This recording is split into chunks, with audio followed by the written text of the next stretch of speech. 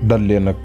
jàmm yéen ñi nga xam ne rek yéen a ñuy topp ci les talibé Sonko TV mu mel ni rek ñi nga xam ne ñoo nekkoon ci kujje gi rawatina rek ñi nga xam ne ñoo bokkoon ci coalition sàmm sa kàddu ñu ràññee ci ki nga xam ne moo di Anta Babacar Ngom moom nag ab dossier am jamono ji def na coow ci réew mi ndax kat dañ ko nemmeeku ne dafa dal di am li nga xam ne moo di ab immeuble bu toll ci R+5 waaye itam valeur ba toll ci 8 milliards mu mel rek des koo bëgg a foqarti ci ay loxoom moom nag Anta Babacar bi mu yëgee ne rek ay malfaiteurs dañoo daal di dugg ci immeuble am boobee doon ko fouetté mu nekk lu ko metti waaye itam ànd ak benn chef d'agence bu Eurobank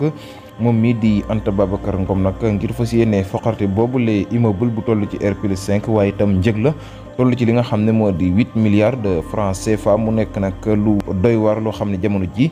mu mel daal ñi nga xam ne rek ñoo nekk ci fi nga xam ne moo di opposition bi jamono ji dañoo daal di dëgg xal ñoom ñi le jamono ji ba pare itam toog ca mu nekk nag lu doy waar loo xam daal nañ koy nemmeeku ci état bu bees bi nga xam ne rek mi ngi def li nga xam ne mooy liggéey bu am solo jëm ci ñi nga xam ne ñoo fi nekkoon doon am alal ci anam goo xam ne anam gu doy waar la jamono ji ku nekk ci ñoom des na jël la nga am Anta Babacar nag jamono ji jaaxle ba jaaxle fu jaaxle yem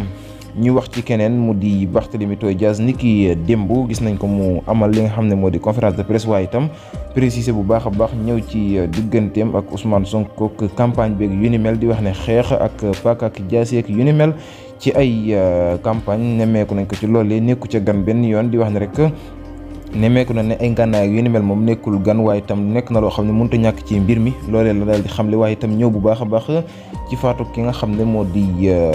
chef garde corps bi nekkoon Bassirou Diop moom mii di Barthélémy di wax ne jàpp na ne faatowul ca l'hôpital des ko daal di teg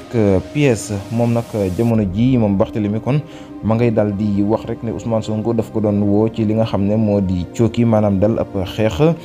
jamonoy campagne bi daal na ci ñëw di wax ne rek gis na ay ndaw yoo xam ne dañoo daal di taxawoon ca buntu këram waaye itam rek ngir rek bëggoon ko accuser loolee lépp rek ki ko sabab di Ousmane Sonko mu nekk nag loo xam ne lu doy waar la moom Barthélémy Dias ni ki démb daal conférence de presse bi nga xam ne doon na ko amal loolee lépp daal na koy ñaawlu jëm ca mbir moomee di wax ne rek daal jamono ji jàpp na ne kii di Ousmane Sonko daal des koo teg ci réew mi ngir mu gindi askan waaye itam rek liggéey Sénégal waaye teguñu ko fi ngir muy cookeeg jàppanteeg lu ni mel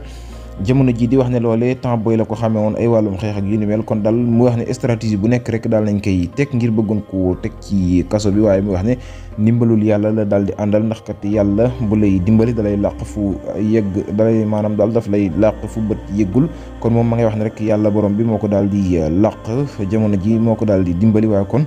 ci kaso bi la koy daal di fekk moom Barthélémy Dias ni ki démb la ko daal di xamle ci ab conférence de presse boo xam ne woote woon na ko face à la presse moom Barthélémy Dias mu nekk nag loo xam ne jamono ji daal dinay doy waar jëm ci réew mi di Sénégal.